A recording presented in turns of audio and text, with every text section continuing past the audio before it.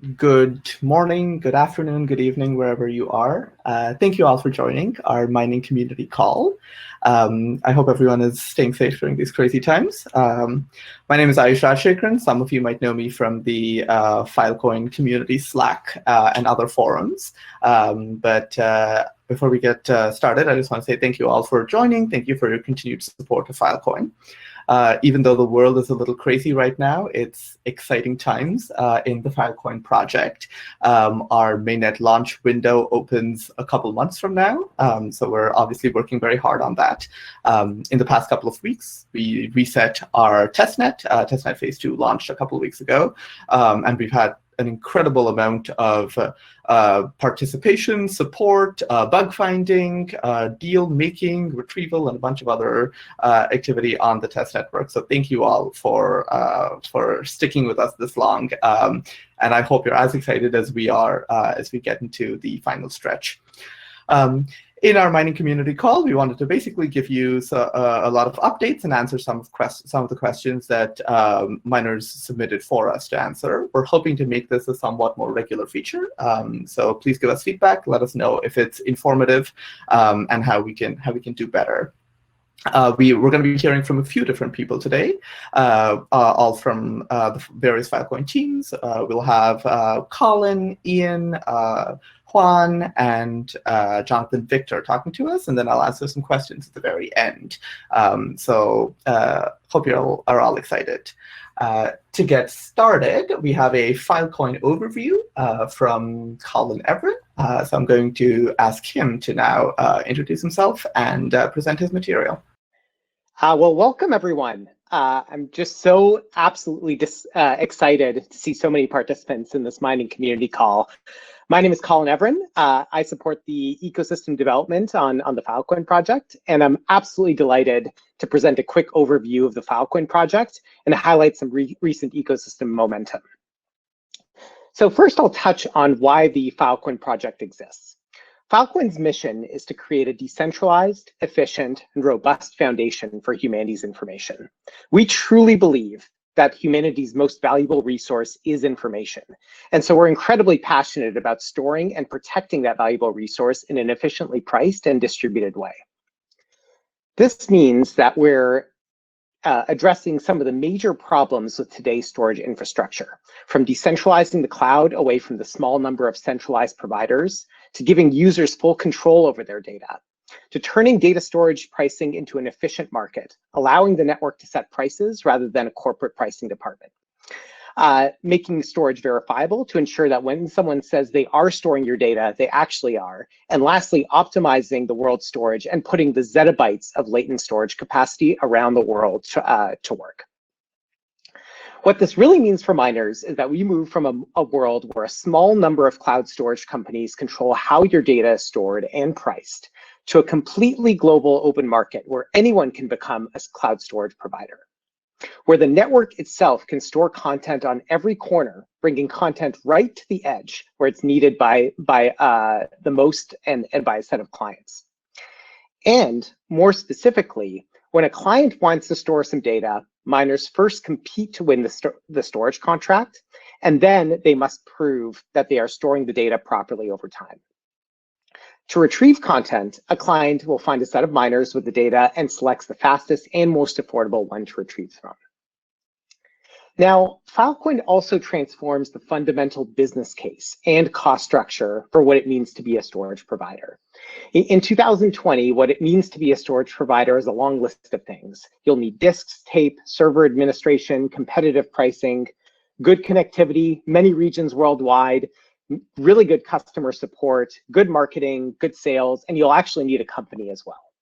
Now, what Filecoin allows storage providers to do is focus on the core business backend, a subset of the most valuable tasks a storage provider can do, and offload the business front end to the Filecoin network itself. And that includes offloading things like customer support, marketing, sales, a company, and having a distributed global ecosystem. And so this is really similar to the powerful service that Airbnb's network provides for individual homeowners to allow them to compete with larger chains like hotels. So then we can take a market where there's some dominant cloud storage providers up top and really include all sorts of data storage providers to be able to provide to compete effectively with the scale, reliability, and price efficiency of the larger players. The network also transforms storage into a free market, where storage providers and clients set the price instead of centralized parties. And economically, what this means for miners is that they can earn significant Filecoin for hosting files, from both the storage or deal fees associated with a storage transaction and the block rewards baked into our crypto economic mechanisms. This allows anyone from small mining rigs to advanced data centers to plug into the Filecoin network, and together as a whole provide a robust new foundation for humanity's information. All right, so I'm going to transition and talk for a few minutes about my absolute favorite topic, which is the incredible ecosystem momentum we're seeing around Filecoin. Now, I could go on for hours and hours on the momentum across developers, clients, token holders, research partners, and many, many others. But for this specific call, I'm going to focus on a few subset of those, including the Filecoin early use cases that we see, Filecoin tooling, and the growing miner community. So let's get into it. The first early use case I'd like to highlight is decentralized applications. And it's hard to talk about the momentum of decentralized applications starting to build on Filecoin without first mentioning the incredible momentum around IPFS. As most of you know, Filecoin is an incentive system for the IPFS ecosystem. And so the growth of the IPFS ecosystem naturally leads to more and more use cases for Filecoin. The IPFS ecosystem is growing about 10x every year. Our HTTP gateway serves about 13 million requests a day. We have over 400,000 nodes and amazing browser adoption. And so with that IPFS ecosystem, we see a lot of growth. One particular browser I'd like to highlight is Opera, where they've integrated IPFS by default right out of the box in a production-ready release of that major web browser. Brave is next in line, and we also have Chrome and Firefox through extensions as well. And so when you zoom out, the IPFS ecosystem is absolutely thriving. Here's a subset of the applications that represent a bunch of different categories of use cases, and we're making it easy for these dApps on IPFS to use Filecoin for decentralized, persistent storage. And so I'll just highlight three of the very, very many ones of these apps that are already integrating Filecoin and providing Filecoin support in this call. So I'll start with Textile, who's making the development of decentralized applications on Filecoin seamless and intuitive. Textile's PowerGate solution is an easy-to-use interface to store and retrieve data from Filecoin, and it also exposes a really intuitive developer API. You can learn all about it in this YouTube video that Andrew and Aaron just posted a few weeks ago. Next, Fleek is also adding Filecoin storage support for its file storage solution that currently makes it easy to upload, store, and fetch files from IPFS in a really easy to use, performant, and familiar way. They have an incredible UI, and we're so excited that they'll be providing Filecoin support for this product as well. And finally, Haven and OpenBazaar are actually building, they have a huge free online decentralized eBay style marketplace that's currently on IPFS. And they'll be integrating Filecoin as a payment mechanism into their marketplace to transact for goods and services, which is really, really exciting. So this is just three of the many use cases that we've already seen to Filecoin. I'm so excited to showcase more of them in the next community call. But for now, I'll transition to the next early use case, which is around large data sets. So some of you may already know this, but I'm always shocked to notice how much data is actually joining the internet every day. We generate 2.5 exabytes per day, including things like billions of emails, billions of WhatsApp messages, millions of tweets, climate science reports, disease tracking maps, connected car coordinates, and much, much more. In fact, there are many reports on how the cloud storage and data market will grow over time, but what's unanimous is that it's growing by 30, 35, 40% a year and will be many, many zettabytes in the future.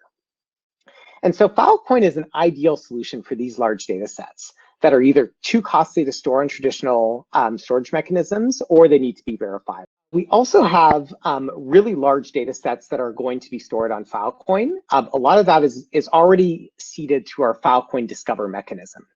And so this is petabytes and petabytes worth of work and storage that sometimes cannot be stored in an efficient way through traditional means. And so we're already working to try and back up those systems to Filecoin. Other early use cases that I won't touch on today, but we're working on actively that I'll be able to highlight in future calls include backing up all of Web3's data to Filecoin, video publishing, which we think will become a big service on the network, social media dApps, games and game distribution platforms, storing virtual world data, and developer assets like package manager registries. In fact, we've already granted many grants and over $1 million to store those onto Filecoin today. So the next area I'd like to highlight is around Filecoin tooling. We have a kind of a plan to have the various different layers of tooling exist on Filecoin, from developer libraries to command line interfaces to SDKs to products at the GUI layer. And so I'll highlight a few examples that we've already seen pop up onto the Filecoin testnet. This includes documentation sites, Filecoin Discover, which we'll learn about in just a few minutes, mobile wallets, hardware wallets like Ledger, custody solutions including Coinbase, Gemini, and Anchorage for token holders, many block explorers including FileScan, FileScout, and Filplorer, and mining analysis tools that allow miners to analyze how their miners are performing. We also have Filecoin chain visualizers and storage applications that allow you to easily store files using an intuitive web interface like the Filecoin storage prototype that we have here. All right, so finally, we're going to showcase a little bit about the mining community. And I want to start on a personal note because myself and some of my peers have unfortunately been locked down in our houses and apartments due to COVID-19. But we really have amazing memories of all the meetups that we've attended prior to this lockdown starting. And so I'll highlight just a few of them that I have very vividly in my memory, from the Web3 Summit last year in Berlin to the Shenzhen and Shanghai meetups in China, to many other locations that we visited and interacted with many folks from that are on this call today. Now, unfortunately, that kind of travel has been more difficult for us lately, but regardless, I'm so excited to see the community grow tremendously, regardless of us not being able to leave our apartments.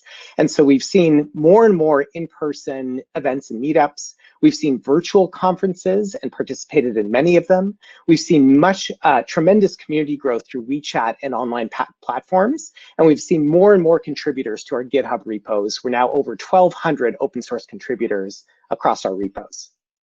We've also seen the prior testnet reach a peak of 5 petabytes of sealed storage and 35 petabytes of storage waiting to join, which includes over 1,000 active miners total. The current testnet has already breached 3 petabytes in just over a week, which is pretty remarkable. We've also seen some extremely large and professional storage facilities pop up. Thank you for everyone who's posted these videos to Twitter. The total capacity I would probably estimate in the exabytes of storage that's ready to join mainnet. And in terms of the organizations participating, here's just a small snapshot of the logos and individuals and organizations that have been active on our Slack and our communities. And so I just wanted to conclude this presentation with a very heartfelt thank you to these organizations and individuals that have been so committed to our Filecoin mining ecosystem for years. I want to say thank you for believing in our mission, for growing our miner community, and for investing in our testnet to make it safe and secure. You're all helping Filecoin become a reality, and we're so excited and grateful to build alongside you. So thank you very much, and I'll pass it back to Aayush. Great, thanks a lot, Colin. It is definitely very cool to kind of take a step back and get like a high-level view of all of the momentum across the various projects and aspects of the overall Filecoin ecosystem. I know I speak for myself when I say that it's easy to get lost in the day-to-day of driving the Filecoin project. So it's good to remember that there's a lot of people working very hard and for a long while to make this overall a success. And obviously that includes everyone that's participating in this call today. So thank you, and thank you to everyone else as well.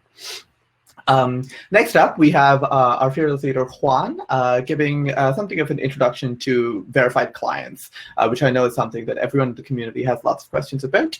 Hey. There we go. Welcome, Juan. Well, thank you. So this is going to be an introduction to verified clients. There's a lot of information here, and some of the details are still being worked on, and some of the things are going to potentially change. So, really take everything I say here with a big grain of salt. This is a preview of work in progress. A lot of what I say here is going to be documented, and it's going to end up in explainers and in websites and so on. So this is an introduction because there were a lot of questions around this in the prior Q&A, and I wanted to talk through some of this work to give a bit more details of how this is going to work. I noticed a lot of conversations with a lot of different assumptions and misunderstandings of how these mechanisms are meant to work, and kind of why they're here and what problems are they solving. So again, things here are subject to change, but with that, let's dive in. Reinforcing what Colin so eloquently described, the mission of Filecoin is to create a decentralized, efficient, and robust foundation for humanity's information. Embedded here is critical that we're storing humanity's information, and so this is what this conversation is going to be all about. It's about making sure that the Filecoin network is storing valuable information and is using the block reward as a strong incentive to achieve that. So one of the important features about Web3 is that it uses verifiability about a number of different kinds of properties to bring trust to the web. So you can think of the evolution of the web in terms of going from read-only media of static content to gaining interactivity to make the web read-write in Web 2.0. And now that we're adding verifiability to all kinds of properties, then we're able to trust these systems because of those verifiability properties. So the key principle that I want you to kind of understand through this conversation is that in a lot of questions, or in a lot of problems of this sort in Web3, the key question is not, do I trust you? It's not a binary, but rather it's how much do I trust you? How much am I willing to trust you in this particular transaction or engagement or something like that? And if we can bound that, and if we can gain some understanding or information about what's at risk and what's at stake, then we can make all kinds of other properties verifiable and trustable and so on. So we can bootstrap trust in a sense by limiting how much risk there is in all kinds of circumstances. So the network is going to have different kinds of parties, parties that are honest and just behaving according to the protocol, even if it's in their worst kind of economic incentive sort of way. Then there's going to be most of the parties we expect will be rational, who will act based on economic incentives, and the goal of the network is to align economic incentives with the correct behavior, so that rational parties are behaving as close to honest as we can make it. And of course, there will be some malicious parties that are trying to cheat the system and will go out of their way to try and break things or try to do bad things. And especially if they can find some way to cheat the system and also make a lot of money while doing so, then they'll definitely try. So, and the important thing to consider is that these parties are not on any one side of the network. This includes miners, clients, token holders, partners, all kinds of groups that are participating in blockchains might be honest, rational, or malicious. Now, the good news is that blockchains work, and given how useful they are, we can bootstrap a ton of trust based on the idea that most of the parties tend to be rational, and most of the parties with a lot of power or influence in the network will behave rationally. So there's a very specific problem in Filecoin, which is that when malicious miners store fake deals, and this means this is not about capacity or signaling capacity to the network. This is specifically trying to pretend to be storing a deal, but in reality, not actually storing any useful data. So you can think of it a little bit like this. Like there are honest deals and rational deals that parties may engage in, where there's an honest or a rational client interacting with an honest or a rational miner, and of course these kind of can be matched differently. But there's a specific type of deal that can create a lot of problems, where miners are trying to gain the block reward by just pretending to be making a lot of deals. And so this kind of problem, we've been thinking about it for a long time, for years really. And we have explored a ton of different kinds of solutions, from highly technical things to layer 2 options and so on. And so one of the key things to remember is, again, the goal is to store valuable user data. So if Filecoin as a network is not doing that, then we're failing on the goal. And the important thing to remember is the entire block reward is meant to reward this activity. It's meant to reward the activity of storing valuable user data. So you may have seen this kind of concept floating around of committed capacity. So we need to be able to flag to the network when a miner is committing empty storage to the network and make that very easy to transition into actually real data. And this is very good. Like having a lot of committed capacity is extremely good for the network, and this is an activity we want to reward. Now the goal is to get to real deals, where a miner is making a real deal with a real client, and that's where valuable user data is getting stored. And this is exactly the main goal. We want as many of these deals as possible. Now, there are potentially some malicious deals where a miner is pretending to store a deal with non-client data, and this could be fake or garbage or something like that, and this is bad. So we want to reward these top 2 things, committing capacity to the network and signaling, hey, I have a lot of empty potential capacity that could turn into sealed sectors with deals. And we want to reward real deals, of course. And we don't want to reward malicious deals. We want to inhibit those. But the hard part is that it's not easy to detect what is a good deal, real deal versus a malicious deal. And so ideally, the reward we want to accrue towards real deals, not to say malicious deals. Now, committed capacity should be rewarded, but at the end of the day, we would like to make a strong incentive to go from capacity to real deals. The goal of the block reward is to incentivize the storage of data. Therefore, we want to create a very strong economic incentive to go from committed capacity to then storing users' data. There's a related problem here that I'll mention briefly as something that verified clients can help with. I probably won't tie it together, but just so you know, right now with the proofs of replication that we have, sealing and unsealing is pretty slow. There's all kinds of optimizations that we're making and that we're doing, and there are many different constructions, some that are faster and slower and so on. But the current ones that we're looking at are quite slow, and so unsealing from these ends up being an expensive process.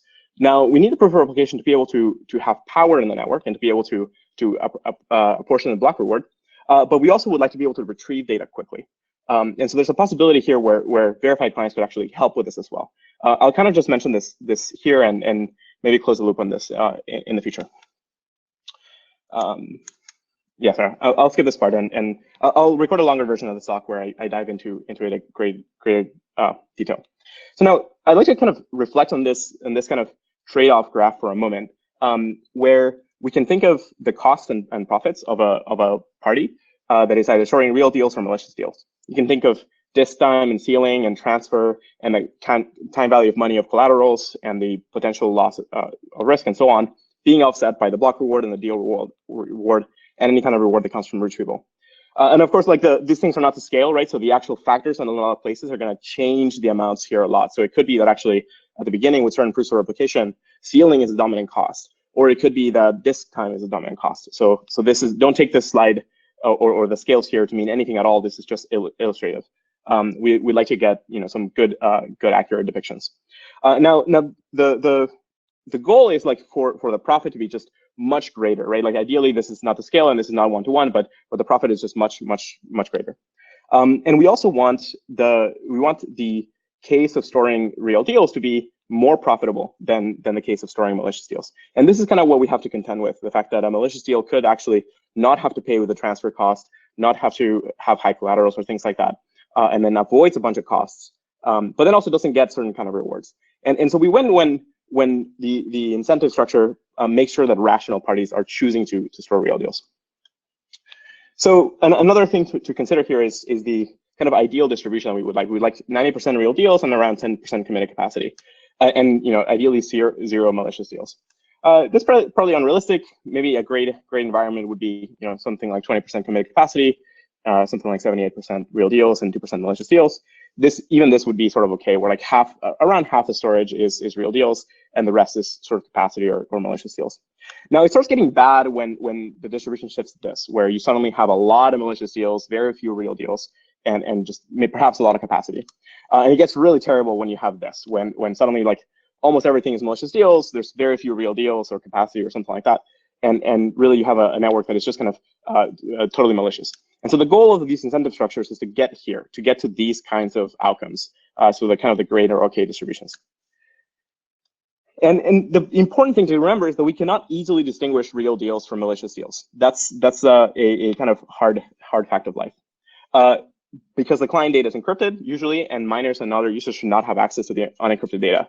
The whole point here is that we want to be able to have private networks where users are able to store a bunch of data encrypted without having to give access to that data to others. And so this means that there's a very hard technical problem here. How can you distinguish real data from a user from malicious data that's trying to kind of cheat the system? And there's a very pragmatic solution that looks at the problem in a different way. And it's actually not thinking about the data itself, and instead thinking about the clients. So there's a layer 2 solution here where instead of distinguishing the data itself, try to distinguish the clients. And so clients make deals to store their data. Malicious clients or malicious miners should be easier to distinguish from legitimate clients. And the point is that data size really matters. Trusting clients for about 10 gigabytes is way less risky than trusting them for 10 petabytes. You can trust 10,000 parties with 10 gigabytes, and that's about 100 terabytes. That's not a lot of risk. That's pretty easy to an easy bet to make. But if you trust even just 100 parties with 10 petabytes, suddenly you get into 1 exabyte, and that is a lot of risk. So you can think of verification of clients tuning to the amount of data storage that they might want to be storing. And so this is like the really, really critical point here. The question is not, do I trust you, but rather, how much do I trust you? And so this is like the main takeaway for what verified clients is aiming to do. So malicious miners may aim to make significant money with lots and lots of storage power. And that means that that's easy to detect, easy to catch, and easy to distinguish from legitimate clients. And of course, if malicious miners make up some small percentage, then it's not a big deal. So if we manage to catch a lot of parties that are trying to do this like really bad thing and getting a lot of power this way and not providing a useful service, then hey, we've won, and like that's a great outcome. So there's like a simple intuitive way to think about this, which is suppose that you're a verifier for a moment, and just imagine the kind of conversation that you would have with various parties coming to you, and you're trying to distinguish: are they a malicious client or a malicious miner? Are they a rational client? Or are they an honest client?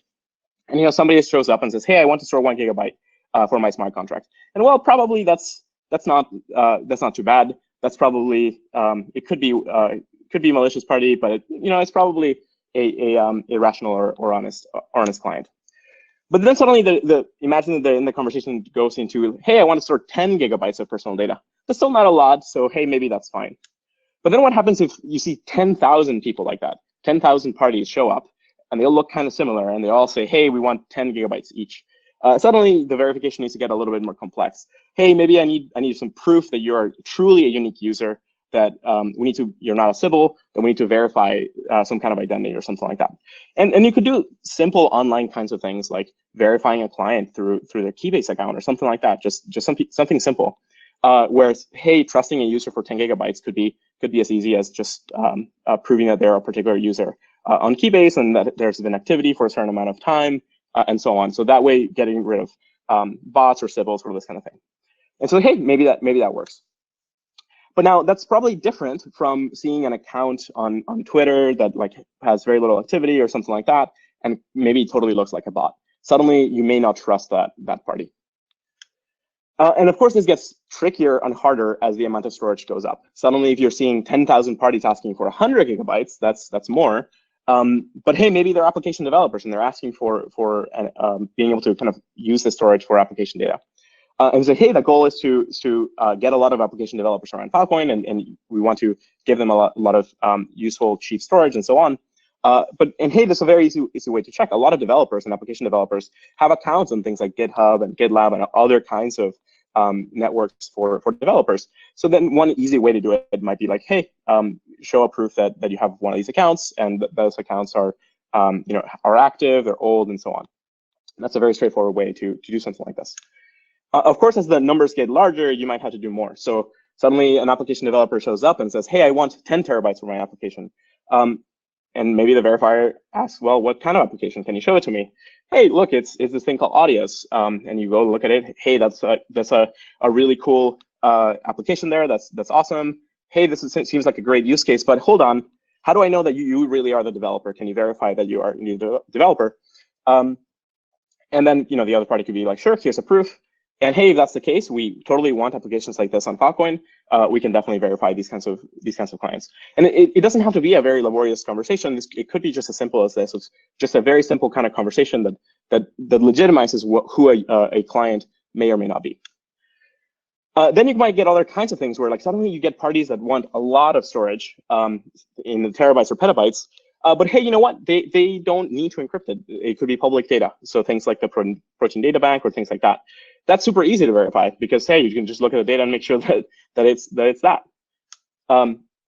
It starts getting a little bit harder once you get into larger amounts for large data sets, and encryption gets in the mix. So imagine that a party comes to you and says, hey, I want to store 1 petabyte of large data sets. And you ask, okay, well, what kind of data sets can you show me? And they say, no, sorry, these are private encrypted data sets. You're like, okay, well, a petabyte is a lot. You could be a malicious miner. Can you tell me more about your organization? And they say, yes, we're IJD partners, a law firm, and here's our website. And then you look at the website, it kind of looks legitimate, looks at some kind of, it looks real. There's all these like great people there. You see like the profiles of the people and so on. And you're like, okay, this seems legitimate. Could you prove that you're actually associated with this organization and so on? Could you prove that the organization has history and so on? If the other party can provide proof for that, then hey, we're good. So hey, maybe we can trust this party for a petabyte of data.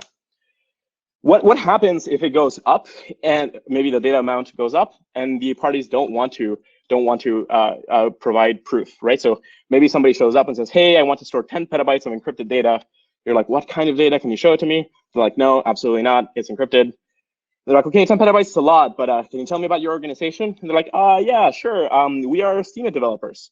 You're like, okay, can you really verify that you truly are Steemit developers and you're part of the real Steemit community? And they're like, no, we're not going to verify that at all.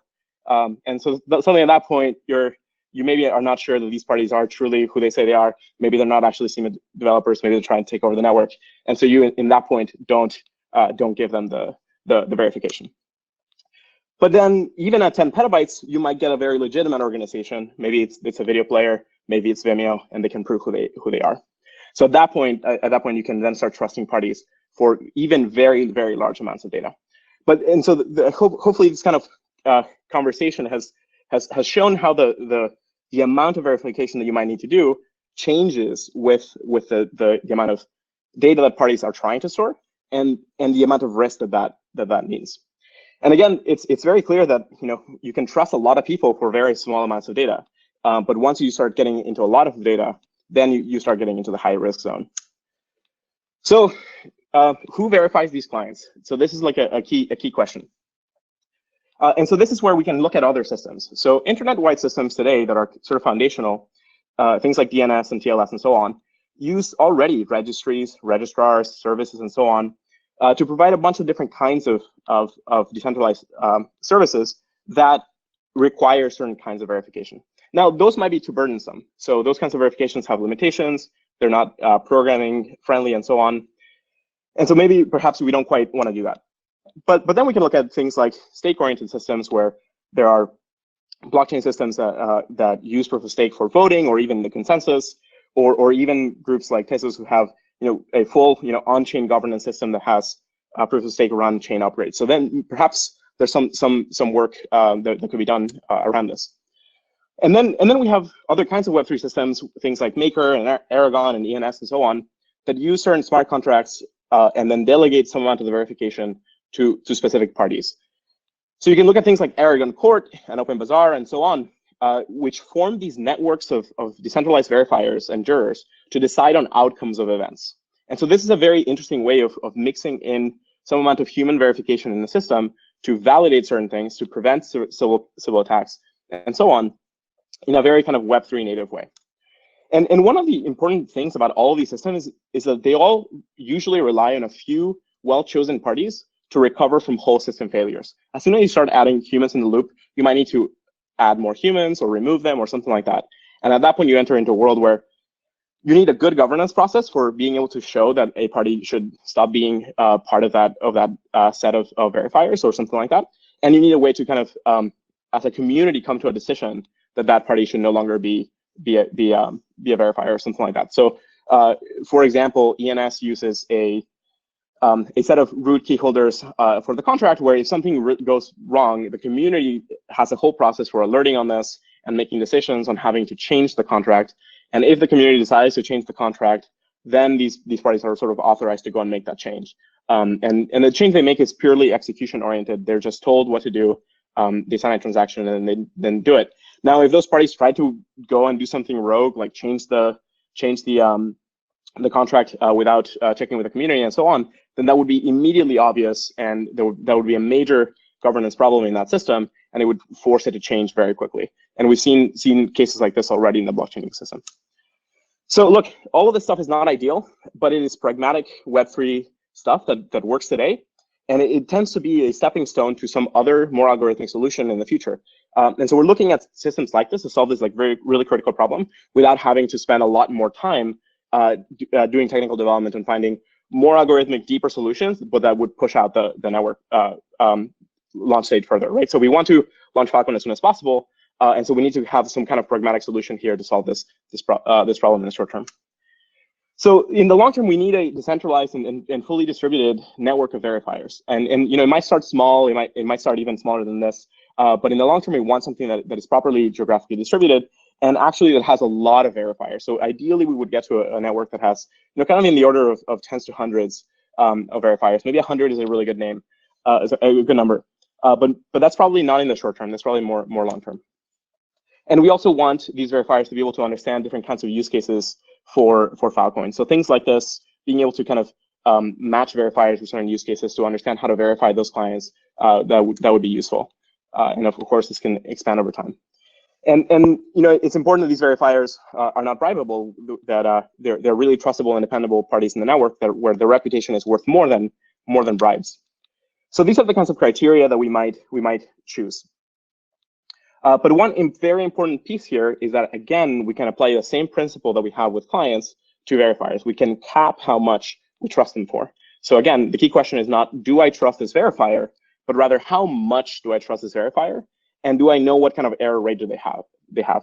And so if they have some sort of like 5% or 10% error rate, hey, maybe that's fine. You can trust them to be able to verify parties up to petabytes. But if they're kind of loose and they maybe have like a 50% error rate, maybe you only let them verify parties in small amounts, and maybe you only give them half a petabyte or something like that to verify. And so this kind of principle of capping the risk is what makes this entire system work. The last final question is, who verifies the verifiers? And it's really you. The whole point here is that this requires network governance. This requires discussions in forums, evidences of breach or things like that. And then at that point, if a decision is made in a well governed way, then kind of the group of executors can carry out a decision to remove a verifier. That's kind of the way of thinking about it. And this is similar to how ENS and DAI and other systems work. So you can sort of think about it like this. There are kind of these verifiers that are verifying clients and distinguishing them between unverified clients and verified clients. We want most verification to be really easy, and so clients that have a lot of storage can just become verified. And then these are the kind of transactions that can happen. Now, of course, a lot of clients may still be unverified, especially smaller clients, or some large clients that are programs who can't go through the verification process. And that's totally fine too. It's just a matter of that we would like to at least be able to bound the risk of what is a potentially a malicious deal or not. Great, so I'm out of time for today. More details coming soon. Hope that helped answer some questions. We'll turn this into a video that you can digest, and we'll then later on turn it into documents. Thank you very much. So next up, we have Jonathan Victor talking about Filecoin Discover. I know from the community that this is something that people have lots of questions about, lots of opinions about, and lots of things to ask. Howdy, everyone. I'm Jonathan Victor. I am working on the Filecoin Discover project. I'm going to actually touch on a few things that both Colin and Juan brought up. I think this actually synthesizes some of the points in the topics they were just bringing up. But just to sort of reiterate, I think it's mandatory for each presenter to bring up the mission statement for Filecoin. The intent of Filecoin is to create a decentralized, efficient, and robust foundation for all of humanity's information. And so specifically, I think it's important to think about contextually, what do we mean when we talk about these different data sources? And so there's obviously like a lot of data out there, but there's literally, as Colin mentioned, zettabytes of data and growing. And this comes in a bunch of different categories. This can be AI data sets, things for self-driving cars. It could be climate data, sensors that are being deployed by open source projects, or even proprietary projects capturing climate data. Cultural assets, things like Project Gutenberg that capture open source books, or LibriVox, which is like audiobooks. Mapping, capturing useful assets that can be used by other projects, both open source and private, to actually use the information mapping streets, cities, and towns. And then science data sets, trying to help create a foundation for the rest of us to actually do our research. And so in theory, when we just say we want to store this data, I think on the surface it can sound pretty trivial. And then when you start digging into the details, we start uncovering and peeling back these layers of all these different challenges. So specifically, you start realizing, well, okay, if I have these super large data sets, I run into a usability problem. How do we both acquire the data, and then how do we put it in a form that makes it useful? There's a logistic problem. I have maybe petabytes of data that I'm trying to transfer, and of course, the internet itself is not built to do that thing. So how do I actually get that into the hands of people who might want to store on Filecoin? Even if I can get one copy into the hands of people, how do I store multiple copies? And then if you start doing the math of what it would take to actually transfer the data, well, if you use the normal internet, the costs start spiraling exponentially, not to mention even like the time to do so as well. So if you think about it, the way that the internet is set up today, we have all these different pipes, and we can go through those different pipes, but actually getting the data into the hands of the people who could even do the storing of that data is quite a challenge in and of itself. So Filecoin Discover is a project that is aimed to seed Filecoin as the home for humanity's most important data sets by actually acting as the tip of spear to unblock a lot of these challenges. So specifically, how does this work? Behind the scenes, the Filecoin Discover team, we're working on various stages of this pipeline in order to enable and make it possible for anyone to actually pick up, store, index large-scale data sets. And we're doing this by building the tools as we go. So the first part of this is harvesting data sets. This is from nonprofits, open source projects, even suggestions from the community, pulling all of these data sources together. The second step is actually processing it. Unlike when we store data through Lotus, just using GraphSync, or if we use IPFS, we actually have to build tooling to do the IPL deification, the indexing, and the generation of comps outside of any of the normal tooling that we have. The step after that is actually distributing it. So sorting out the logistics, figuring out how can we actually effectively find in-source miners to actually participate in this program. And the last component is surfacing, which specifically means actually after we've distributed the data, we've been able to strike an offline deal with a miner, be able to have that deal go live on the network. How do we actually make the data that we harvested at the very beginning accessible for others? So for each of these different parts right now, this is something that our team is building in-house. But the intent and goal is for us to actually, as much as we can, open this up so other people can participate in the future. So just to give a little bit of a recap, since our launch, which was on May 7th, so not that long ago, the response has been absolutely overwhelming. I imagine it's a number of the folks on this call that actually have been the ones participating. Thousands of drives have been pre-ordered. More than 100 miners around the world have offered storage, offered to participate in this program. We've had a number of organizations reach out in order to have their data be stored through Filecoin Discover. And of course, we've heard tons of valuable feedback from the community, ways and improvements, or ways that we can update the program and improvements that we can take on. So specifically today, I wanted to talk just very briefly, at least, about how we've been responding and hearing your feedback. So the first is, Juan had just mentioned the challenge with verified clients and verified data. So one thing that we heard from the community was, as Filecoin Discover, the intent here is to be a single source, or be a early source of verified data, but we don't want to be the only source. And especially given that all of the rest of this architecture is being built out, we wanted to cap the amount that we're actually storing through this program in the first wave, so as to not make anyone who doesn't feel like they want to participate feel like they're being beaten over the head for not actually having joined the program.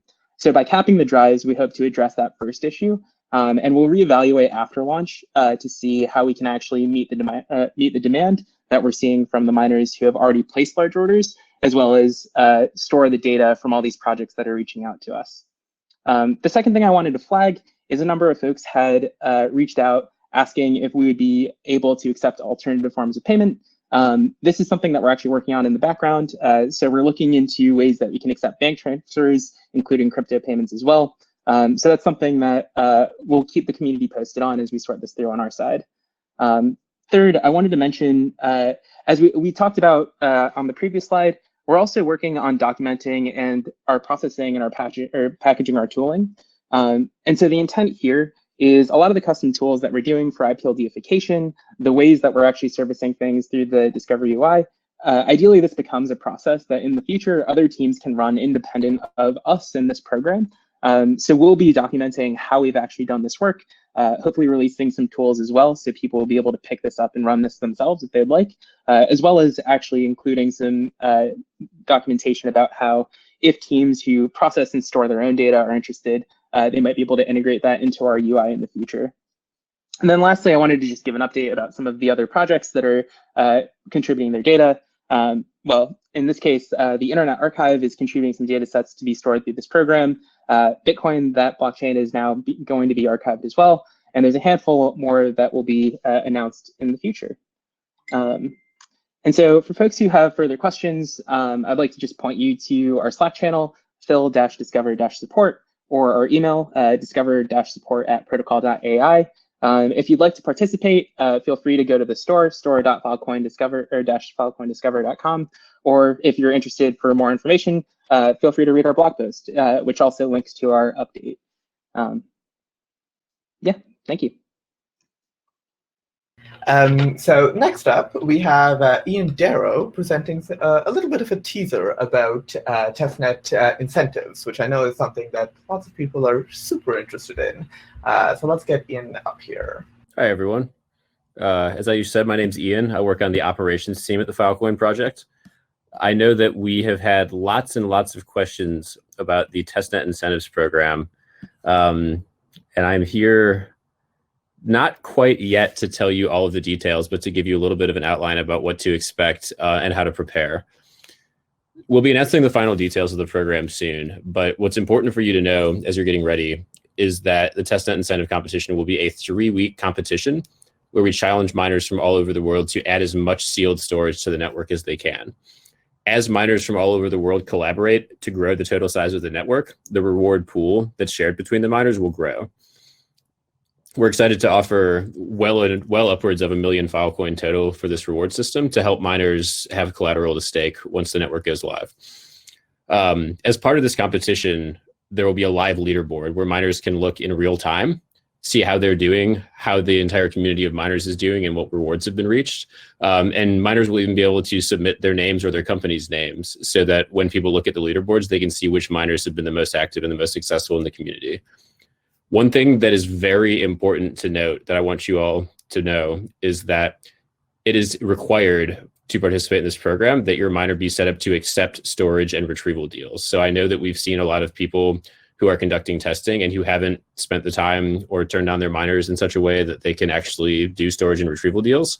We strongly encourage you to put in the time now to figure out how to make that work, because you won't be able to receive rewards from the Testnet Incentives program without a miner that fully functions on the network.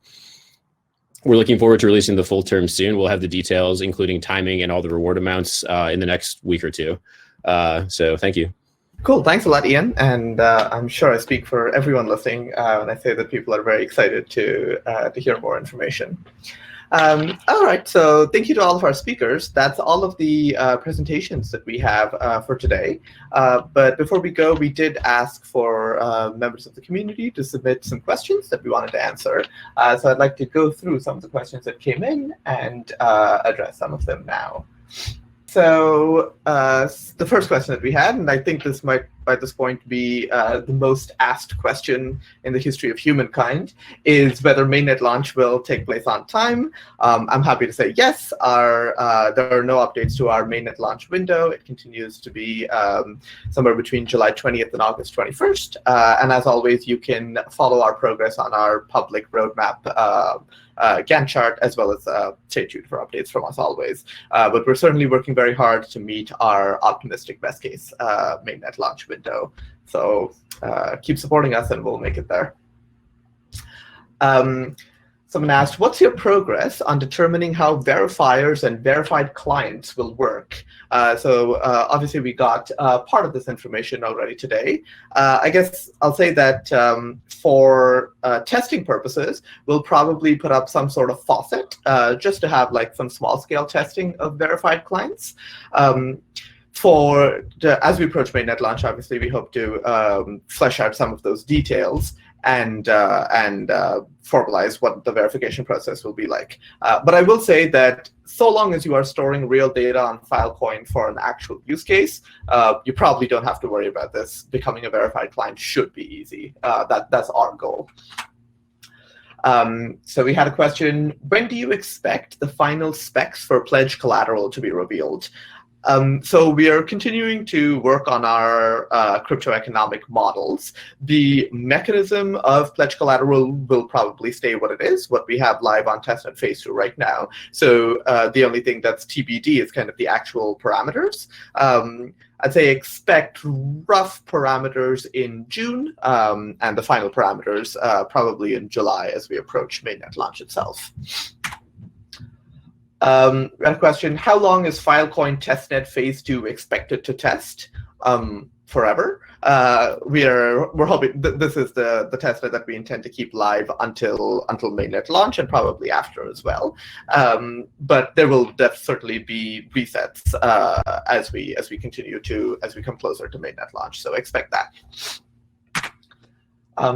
There's a question, when will the testnet competition start and will there be an incentive mechanism?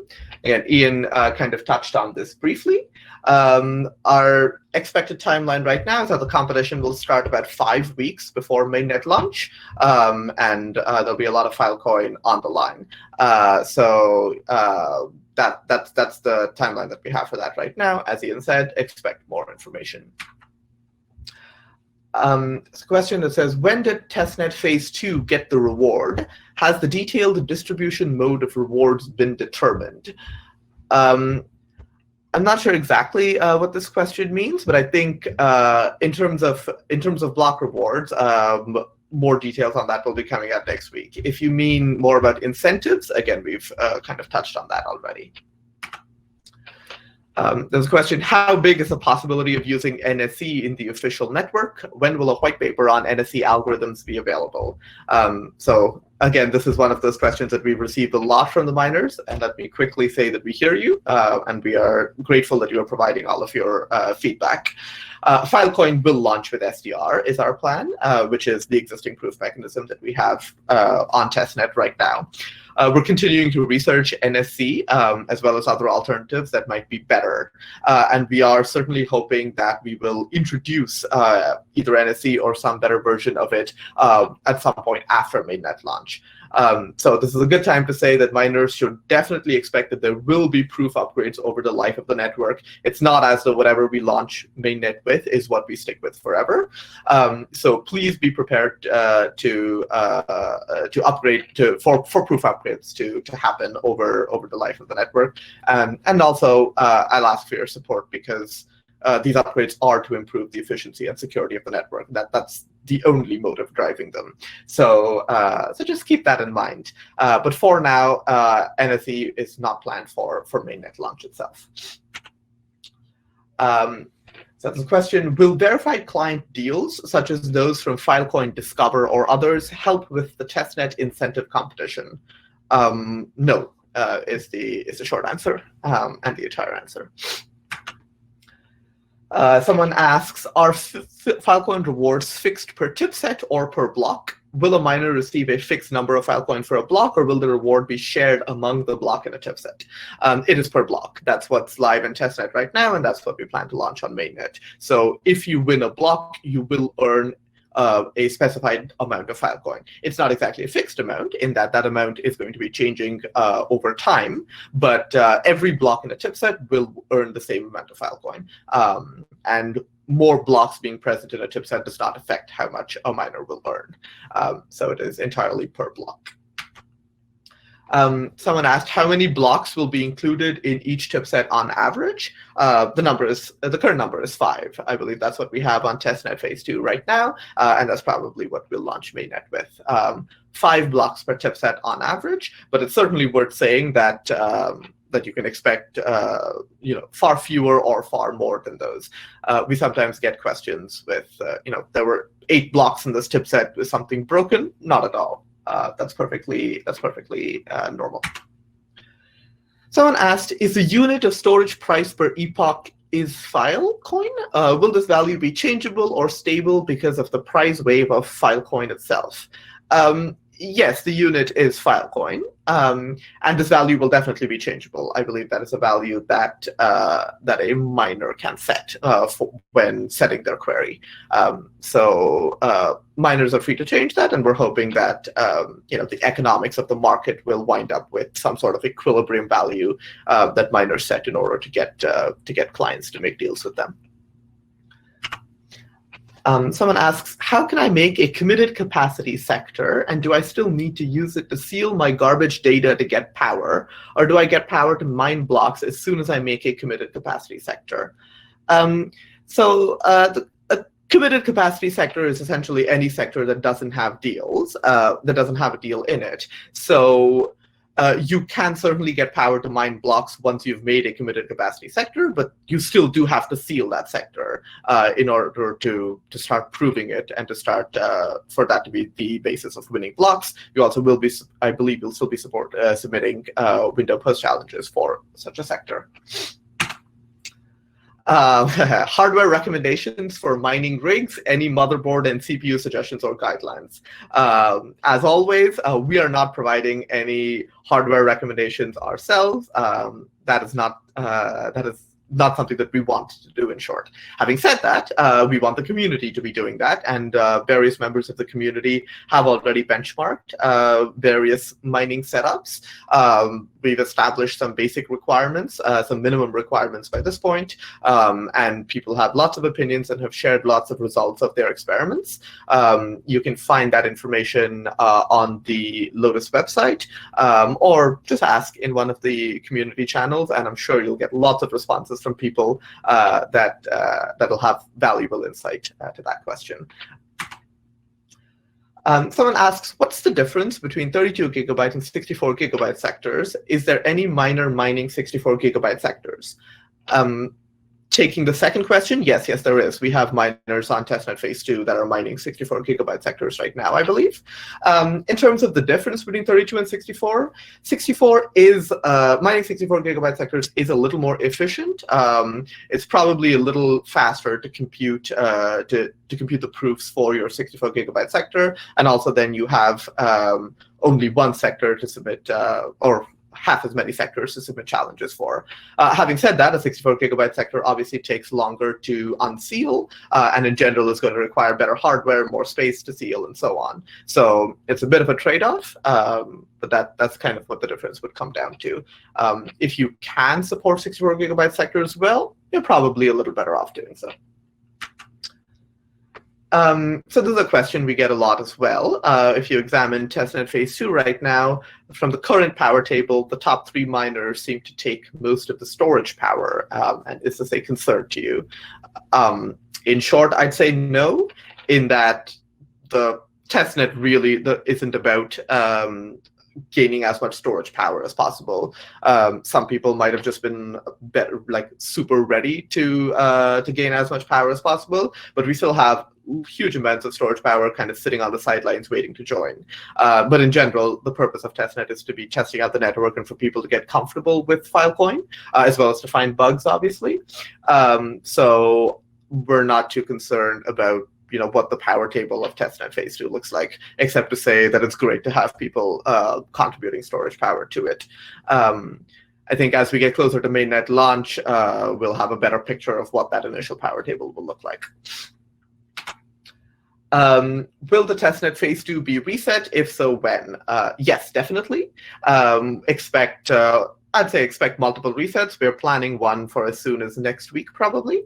But in general, we're fixing lots of problems, as I'm sure a lot of you know, and generally making improvements to the implementation code. And we kind of want to get that code live and being tested as soon as possible. So yes, we definitely will be resetting testnet phase 2 once or a couple more times, with the first one coming fairly soon.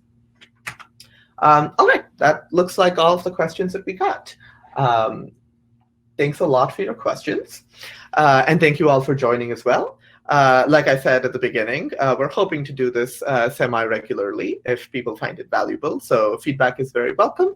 We'll have a recording of this posted with Mandarin subtitles soon. So stay tuned for that as well. But to sign off, I'll say thank you to everyone who presented today. Thank you to all of you for joining the call.